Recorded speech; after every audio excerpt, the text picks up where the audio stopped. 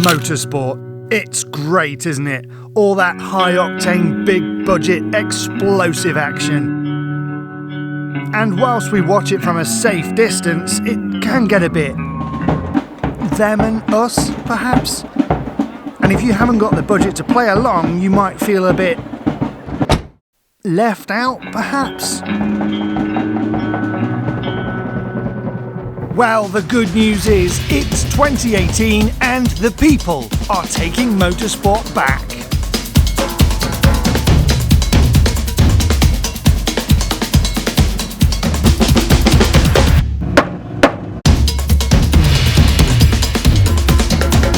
This form of motorsport welcomes people from all backgrounds.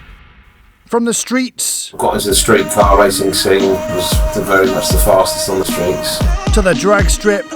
He was just sliding it, like making some sort of dance with the car, you know, and, you need to do that. To the guy who would make any excuse to ride a motorbike. Anyone want a sandwich from the shop? Oh no! We'll meet the team players and the lone wolves. We try and bring different strengths to the team, and that's what we tell each other anyway. Yeah. Being in one team, it's almost impossible to hide something from your teammate. Team-wise, depends what they bring to the plate. The big spenders to the thrifty DIYers. If I actually added up how many hours I put into it, replacing an engine at 10 grand. Yeah, very little money goes into mine. You've got to be talking between 100 and 150,000 in 4 years. You couldn't put a price on it, you just... stupid money. Bit of a tight arse really, I suppose, when it comes to And we'll see the one thing they all have in common. I still have that in me where I really want to win. I mean, you usually look across and it's that. Oh, that's prodded before you go or stamp on his foot or something. Top 3 at least. So we'll win it! This is the 2018 season preview of Formula G. A launch off the line, the pressure you can see building from these two as they go through. Let's see it, send them, and we're green! Wow, that is close.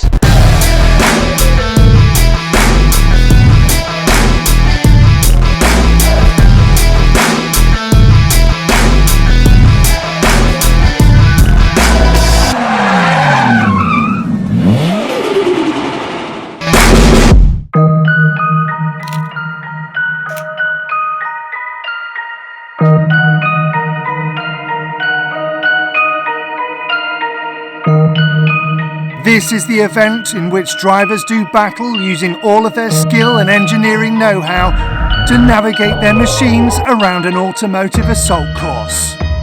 Racing head-to-head, off the line and on the clock, where fast reflexes are essential, hand-eye coordination is paramount, and your race will live or die by your ability to memorise the ever-changing labyrinthian tracks. Weaving a path through this mind-bending, stomach-churning layout, taking on figure eights, close proximity donuts and all-out drag races. But breakneck speed is not the only thing required here, because clipping an obstacle or not stopping in the stop box will result in penalties or even disqualification. And if that's not enough, whilst the chaos unravels, your opponent does the same thing as you on a mirror image track, so whilst you keep your head in the game, their progress is unfolding in the corner of your eye. But before we get into that, let's get some backstory. For many of us, the motorsport's fascination starts with an early memory. And at home, somewhere outside London, with Adam Elder, it would seem that this is also the case for this decorated driver.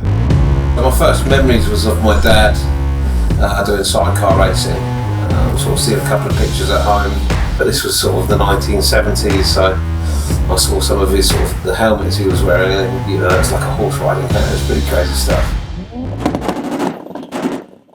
Over in North London, it's the Fueltopia offline meet at the Ace Cafe. Here, Formula G drivers gather to share their stories. My dad used to do drag racing when I was little. Yeah. Used to have a Mark 1 Escort, a white and blue. Used to love that car. First car I drove as well. From my dad really, that's where my bugs sort of come from. Away from the crowds, in far more leafy surroundings, the man who's been untouchable in rear-wheel drive for 4 years tells us that to become a driver, you actually need to start somewhere. I always remember I had a little pedal go-kart with a little handbrake on it, and I lived on a hill, so I used to always go to the top of the hill, push myself up the hill, sit in it, come downhill until I made the tyres go square because I was on the handbrake all the time.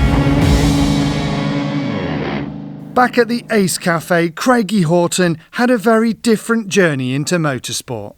I was knocked over when I was in 2009 and I broke both my legs, and my passion for driving fast made me realise I shouldn't be doing it on the road anymore.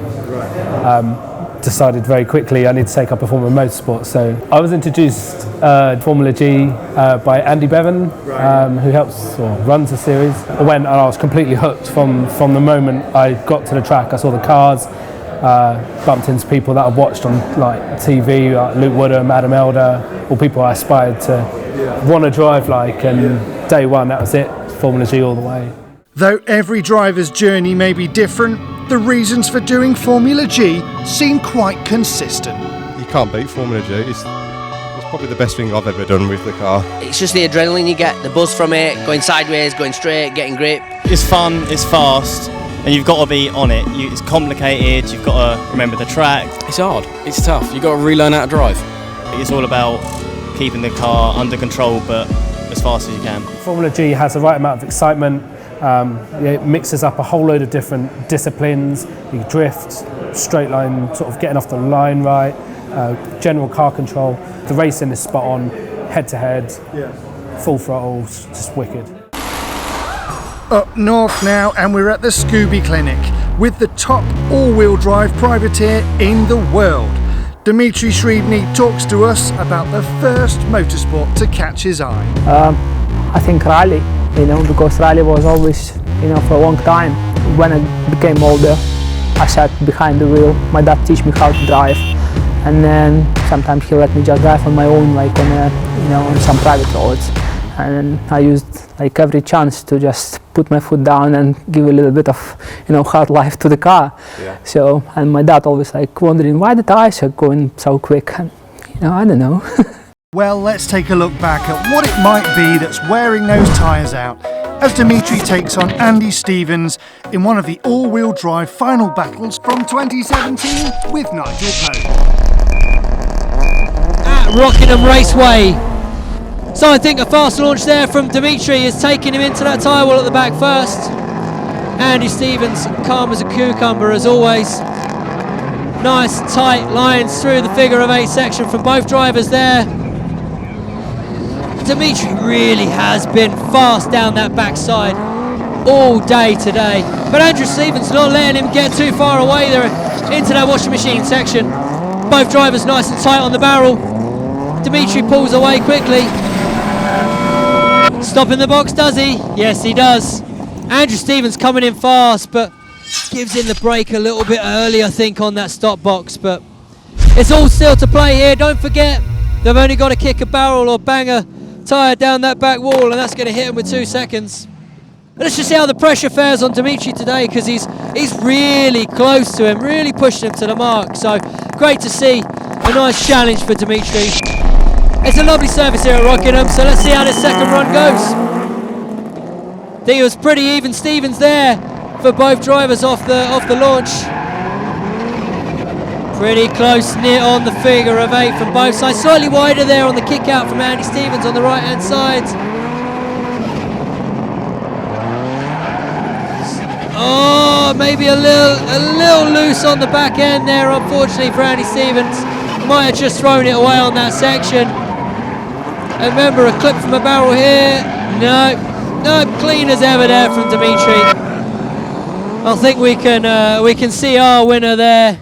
So that's all-wheel drive, but with 3 other classes in FormulaG, which one is the best? I think the rear-wheel drive is probably the best class because you have more control, more fun. I think four-wheel will probably be where it's at now. On a good day, the U1 can be the fastest out there. I think rear-wheel drive is definitely the class with a bit more skill. Yeah, loads more skill. Yeah, it's the hardest class. The rear-wheel drive is just it's just fun. I like being sideways. This is the level that it all should be at. Really, we need more all-wheel drive guys here. We like comparing our times in with the four-wheel drive guys. It's the exhilarating fact of you've got all four wheels spinning, you know. The all-wheel drive guys, they've got twice the grip, you know, 2 driven axles is cheating. I'm just hooked to the rear-wheel drive. By the way, there's also front-wheel drive. Let us know which class of racing you want to see more of at Control Sports, and we'll get much more into them throughout the season. But for now, let's get into U1, meaning unlimited, so kit cars or anything you want to build and race on the FormulaG track. So let's join Nigel Pope, who is trackside. So a good launch there from Mark Elder. The Zestinos are favourable in this drier weather, but it's great to see John really coming out here to play and shaking up those seedings. So nice and tidy round the Nankan figure of 8 there. Straight off through the middle from both guys, taking the course like they have done all the day. Nice and clean, in and around that barrel of course, and down into the washing machine section. This is exciting, this is nice and close from both drivers here. It's been like this all day, neck and neck, all the way through qualifying. No, I wouldn't have called that on the start. Oh, I think, is that John over the line there? Right, that's it for part 1. Join us in part 2 for the climax of this U1 battle as we delve deeper than ever into what it's like to race at the top of FormulaG. The perfect Gymkhana car. Why shall I tell you the secret?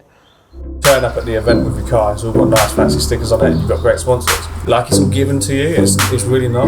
At times where I've made myself seriously ill. I get withdrawal symptoms if I'm not driving. I'll be unhappy at home and I'm a bit down. Cut it! Cut it! Whether it's endurance, rally or circuit racing. If we're honest, this is how most of us consume our motorsport. Well, thanks to FormulaG, for more and more people, motorsport is becoming a verb, which means actually doing it. And for those who like to build their own cars as well as race them, here's the second leg of U1. So, we are up and lined up now. Tree up and shining. So let's see how this handles. I mean, John seems to be really holding the pressure here of the FormulaG. He must have got a lot of that skill from auto test, all very similar. So they're off the line now. So again, Mark has launched relatively quickly there, but I think John got him this time. So it's interesting. It's a different start on the way around today that they did earlier on. So that's a clean run from both round the Nankan tyres. The nip round the edge there of the water barriers, and of course the all-important tight 360 there into the washing machine. It looks like John's really got him here. Nice and tight on the barrel. Mark, of course, always tidy. And it looks, let's just see if John can really stop in the box now, which he has done. It's fantastic. So both in the box, 2 clean runs. Times will go down. Great running from both of these guys. Forming a team is a great way to share both the toil and the spoils of competing in FormulaG. And it's even possible to share the car. Over at the Ace Cafe, Craigie and Philip talk us through their new alliance. We just decided to come together really and build a Team Nankang and try and compete really and try and fight for some championship points as well as a team. Last year we both finished in 4th place, exactly the same points and everything. Rather than sort of rushing around by yourself all the time and trying to make sure yourself's ready, you can sort of help one another, make sure everyone, you know, your wheels are done up tight, tyre pressures are good. If you're doing it on your own, driving here, racing, fixing your car, it's just too much. It's too much. Yeah, so it's good to work in a team and have each other's back. So you're both driving the same car. How does that work? We have to share it. So literally when we're doing the knockout rounds, one goes out, jumps out, and the other one goes in afterwards. It helps us keep the cost down. You know, we can only really afford one car, so it's nice to be able to both enjoy the car for what it is. The plan this year was to have the Subaru all done and both of us use it and really push to the top. Does that work well, sharing a car? Yeah, I think it does. We've only got one set of wheels, one set of fuel, so we could both just change the number on the car and we're good to go. Me and Bucky, for example, we're still the competitors, you know. He tried to beat me, I'm trying to beat him, same as everybody else, you know. He's your teammate, but if you're honest, you desperately want to beat him. 1,000,000%. As soon as that helmet goes on, I have to beat him. That's where it's at. As soon as the lid goes on, it's game time. I've got to beat him. I mean, like, being in one team, it's almost impossible to hide something, you know, from your teammate, despite he's your rival, you know. So, but me personally, I don't mind to, you know, to give away information I have, you know. Everybody welcome, because the more competitive the driver is, the more interesting it's for me. Have you got a similar driving style to your dad? Kind of. I'd say I'm a little bit more aggressive, but He tells me when I get lost. More practice we end up going against each other. We Will you don't treat really. that as a battle as well? Oh, it is always, yeah. Yeah, I mean, you usually look across and it's that. And it's like, yeah, all right. And usually Phil will beat me. We get a little bit of competition between us. Really, yeah. Last season, not that much. no. A few times, but not much. Luckily. This season will be different, I think. Yeah. Especially with being in different cars as well. Luke Woodham is arguably the most successful driver in Formula G. So we asked him, how did you learn to Gymkhana? I was already doing that style of driving, trying to be just quiet about things. When I was home-based car park was kind of my spot, and there's houses quite close, so I used to be, right, I don't want to do it on a road because you're going to get caught. So I thought, I'd take it to a car park. At least then, it's how my head works anyway, at least then I've got an excuse to say, well look, I wasn't doing it on the road, can you please let me off? So I used to try and drive quietly, but still kind of drift the car around. So I had like a course set out. It wasn't an easy course. It had a brick-built plant thing with plants in it. So I was learning to drive and drift the car around that. And then I had like a lamppost and it had 3 metal bars around it. But always thinking, I've got to be quiet, have to be quiet. So instead of smoking the tyres and stuff, it was like really gentle on the throttle. And that's where I learned to drive like I do now in Gymkhana. Well, let's see that in action with Nigel Pope. Luke and Adam Elder straight off the line. Luke, of course, in the Monster Energy, and Adam Elder in the blue and red retro. Both tidy round the back section there into that figure of 8. The pressure you will see building from these two as they're going through, but no strangers from this part of the course. Quite tight round that back section there. Luke's certainly a little ahead, but Adam will catch him on the launch just here, we know. Round there in the washing machine section, both drivers keeping it tight to the wire. There's certainly no gap there from the barrel. Luke seems to have taken the turn around there a little neater and over the line, and both stopped in the box. It's always exciting watching these two experienced racers driving out there. Both spend a lot of time and effort modifying and customizing these cars, certainly to their personal requirements. Both drivers have been here in a final knockout situation before for those first and second places. So let's just see how the second run goes. And we're green!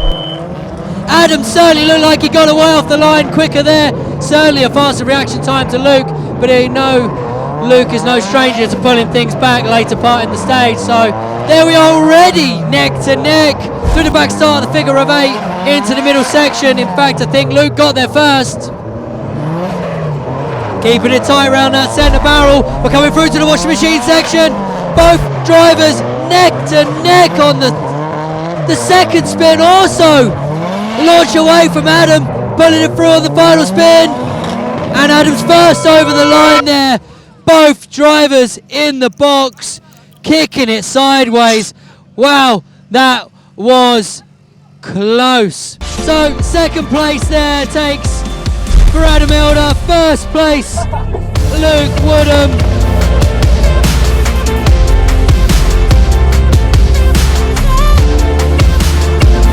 So if you're like me, you'll be thinking, I need to do this.